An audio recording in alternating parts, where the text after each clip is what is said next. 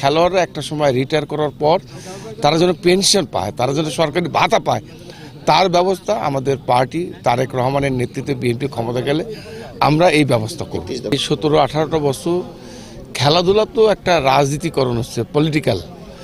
কারণ রাজনীতি, এখানেও রাজনীতি এসছে, যারা আওয়ামী লীগ না করছে তারা খেলোয়াড় বা ভালো খেলোয়াড় হওয়ার পরও তারা ন্যাশনাল বা ইন্টারন্যাশনাল কোনো টিমে যোগদান বা যোগ্যতা থাকার পরেও অংশগ্রহণ করতে পারে নাই। তো অর্থাৎ খেলাধুলাকেও রাজনীতি হিসেবে ব্যবহার করা হয়েছে। তো আমরা মনে করি, আমাদের নেতা তারেক রহমান সাহেব মনে করেন যে বিএনপি রাষ্ট্রীয় ক্ষমতা আসলে যেভাবে বর্তমানে বিশেষ করে মুক্তিযোদ্ধাদেরকে তারা যে সম্মানীয় পায়, তারপরে আজকে এই যে 5ই আগস্টে যারা নিহত হয়েছে, শহীদ হয়েছে, আজকে তারাও সম্মানীয় পায়। আমরা মনে করি এই খেলোয়াড়, ন্যাশনাল খেলোয়াড়, ইন্টারন্যাশনাল খেলোয়াড়, এটা তো আমাদের দেশের জন্য গর্ব। কারণ এই খেলোয়াড়রা একসময় আমরা মাঠে হাজার হাজার লাখ লক্ষ মানুষকে যারা উৎসাহিত করে, উপভোগ করার সুযোগ করে দেয়, এই খেলোয়াড়রা একটা সময় যখন রিটায়ার করে বা তা খেলার জীবনে শেষ করে, তাদের জীবনটা অনেক কষ্টের জীবন।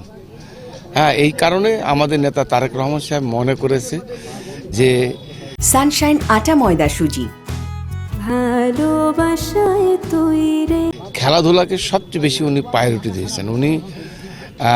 উনি মনে করেন যে আজকে স্কুল খেলা, ইন্টার স্কুল যেটা আমরা একসময় খেলেছি, ইন্টার কলেজ আমরা রাজশাহী, ঢাকা যেতাম, এগুলো সব বন্ধ হয়ে গিয়েছিল। উনি এগুলোকে আবার চালু করবে এবং খেলাধুলাকে এত বেশি উনি গুরুত্ব দিয়েছেন।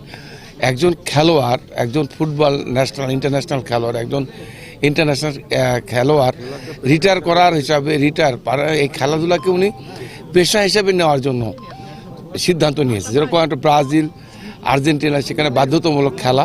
তো এই খেলাধুলাকেই উনি বাধ্যতামূলক করে এই খেলোয়াড়রা একটা সময় রিটায়ার করার পর তারা যেন পেনশন পায়, তারা যেন সরকারি ভাতা পায়, তার ব্যবস্থা আমাদের পার্টি তারেক রহমানের নেতৃত্বে বিএনপি ক্ষমতা গেলে আমরা এই ব্যবস্থা করব। এটা 31 দফার মধ্যে পরিষ্কার আছে এবং উনি নিজেও বলেছেন আমাদের দল ক্ষমতায় গেলে খেলোয়াড়দেরকে আর্থিকভাবে রিটায়ার করার পর সহযোগিতা করবেন। এটাই হচ্ছে তার সিদ্ধান্ত।